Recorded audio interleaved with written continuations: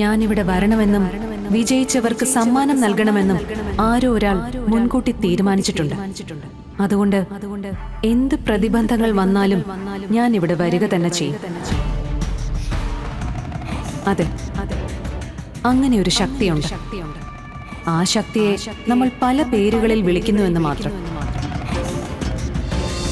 ആദ്യമായി pencil ഡ്രോയിങ്ങിൽ first prize നേടിയ അശ്വിൻ ബാലചന്ദ്രന്റെ രക്ഷകർത്താവ് ശ്രീ ബാലചന്ദ്രനെ വേദിയിലേക്ക് ക്ഷണിക്കുന്നു.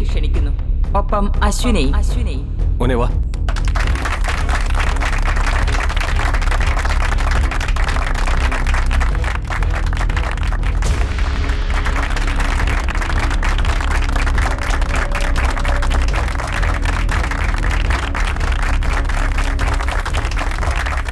നന്ദി.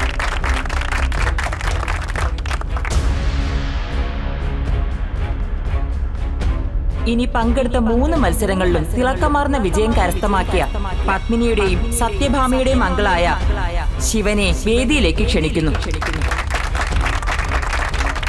ഒപ്പം പത്മിനിയെയും സത്യഭാമയെയും.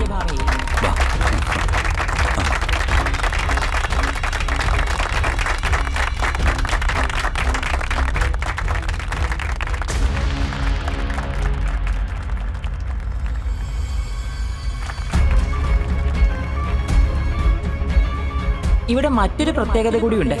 സത്യഭാമയുടെയും പത്മിനിയുടെയും അമ്മയായ കളക്ടർ ശാലിനി മാഡം തന്നെയാണ് ഇവർക്ക് സമ്മാനം കൊടുക്കുന്നത്.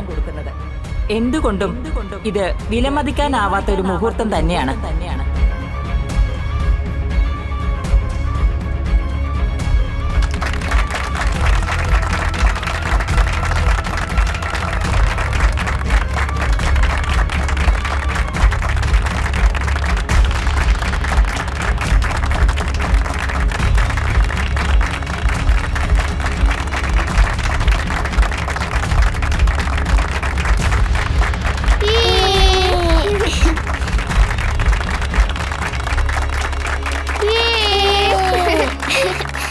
ഈ വിജയത്തെക്കുറിച്ച് ശിവൻ നിങ്ങളോട് 2 വാക്ക് സംസാരിക്കുന്നതാണ്.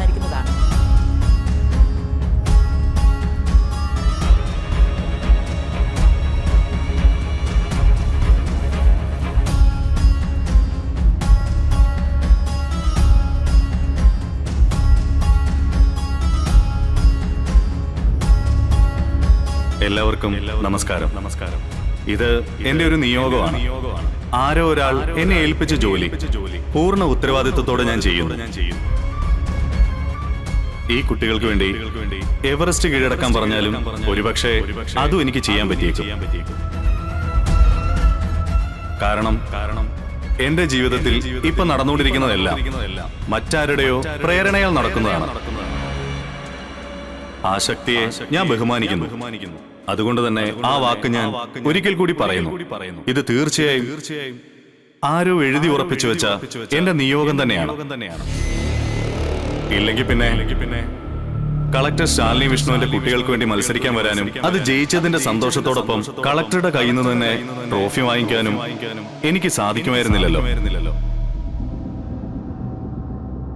നന്ദിയുണ്ട് എല്ലാത്തിനും. ഒപ്പം എനിക്ക് ഈ അവസരം ഒരുക്കിയ സർവേശ്വരനോടും ഞാൻ നന്ദി പറയുന്നു. നന്ദി.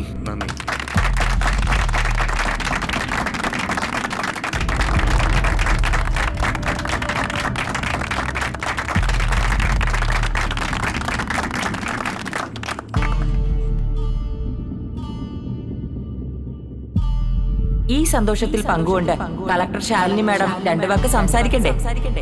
വാ മക്കളെ, വാ. തീർച്ചയായും വേണം. Madam please.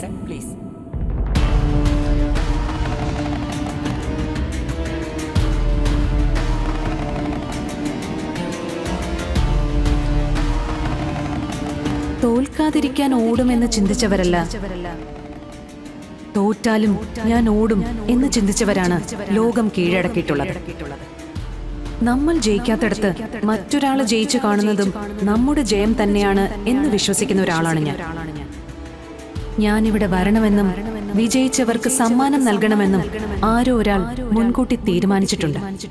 അതുകൊണ്ട് എന്ത് പ്രതിബന്ധങ്ങൾ വന്നാലും ഞാൻ ഇവിടെ വരിക തന്നെ ചെയ്യും. അതെ, അങ്ങനെ ഒരു ശക്തിയുണ്ട്. ആ ശക്തിയെ നമ്മൾ പല പേരുകളിൽ വിളിക്കുന്നുവെന്ന് മാത്രം. ശിവൻ സൂചിപ്പിച്ചതുപോലെ നമ്മൾ ഓരോരുത്തരും ആ ശക്തിയുടെ പ്രേരണയിൽ അദ്ദേഹത്തിന്റെ ആജ്ഞകളെ അനുസരിക്കാൻ ബാധ്യസ്ഥരാണ്. ശരിക്കും പറഞ്ഞാൽ സർവേശ്വരൻ എഴുതിയ തിരക്കഥയിലെ നടീനടന്മാരാണ് നമ്മൾ എല്ലാവരും. സന്തോഷവും സങ്കടവും എല്ലാം കൃത്യമായി എഴുതി ചേർത്ത് വലിയൊരു ജീവിത നാടകം. പരാതിയും പരിഭവങ്ങളും ഇല്ലാതെ നമുക്കതങ്ങ് അനുഭവിച്ചു തീർക്കാം, അല്ലേ? ഇതുപോലുള്ള കായിക വിനോദങ്ങൾ മത്സരങ്ങളാക്കി രക്ഷകർത്താക്കളെ കൂടി ഉൾപ്പെടുത്തിയതിന് സ്കൂൾ മാനേജ്മെന്റിനോടും HM-നോടും പ്രത്യേകം നന്ദി പറഞ്ഞുകൊണ്ട് എന്റെ വാക്കുകൾ ഞാൻ ഉപസംഹരിക്കുന്നു. വിജയിച്ച എല്ലാവർക്കും എന്റെ അഭിനന്ദനങ്ങൾ. തോറ്റവർക്ക് അടുത്ത അവസരം വിജയം നേടിയെടുക്കാനുള്ളതാണെന്ന് തിരിച്ചറിവും ഉണ്ടാവണം. കാരണം ഈ ലോകം ജയിച്ചവരുടെ മാത്രമല്ല, ജയിക്കാനിരിക്കുന്നവരുടെ കൂടിയാണ്.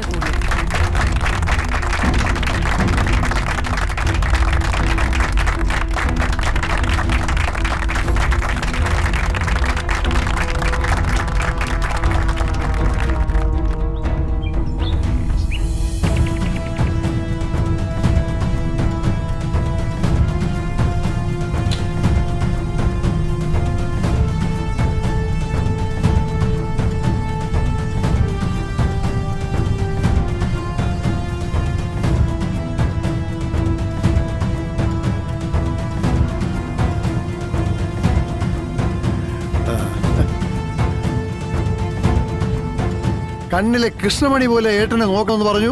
ഞാൻ നോക്കി. കണ്ടില്ലേ കിടക്കണ കിടപ്പ്?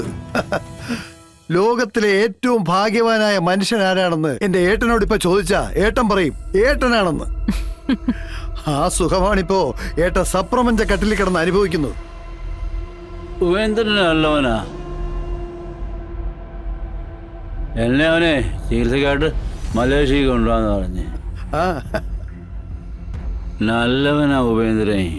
എന്റെ ശുദ്ധനാ. സഹോദര സ്നേഹം കാരണം ചേട്ടന് വേണ്ടി ഇനി എന്തൊക്കെ ചെയ്താലും മതിയാവില്ല എന്നുള്ള മാനസികാവസ്ഥയെ നിക്ക പുന്നാരനിയൻ. ചികിത്സക്കായിട്ട് മലേഷ്യക്ക് കൊണ്ടുപോകാന്ന് പറഞ്ഞ്. ആ അത് ശരി. ഇതിനിടയിൽ അങ്ങനെ ഒരു മോഹന വാഗ്ദാനം കൂടി നൽകിയല്ലേ? അല്ലാതെ പിന്നെ ഒപ്പിടിക്കാൻ പറ്റില്ലല്ലോ. എനിക്ക് നഷ്ടപ്പെട്ടതെല്ലാം ഞാൻ തിരിച്ചു വാങ്ങിച്ചു. ആ വീടും പറമ്പും ഒരിക്കൽ കൂടി എന്റെ കയ്യിലേക്ക് തിരിച്ചു വന്നിരിക്കുക.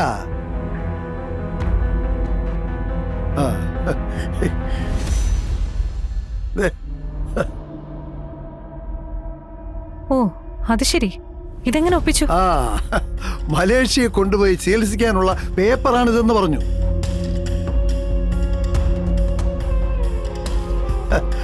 കേട്ട പാതി കേൾക്കാത്ത പാതി ഒപ്പിട്ട് തന്നു. മണ്ടൻ.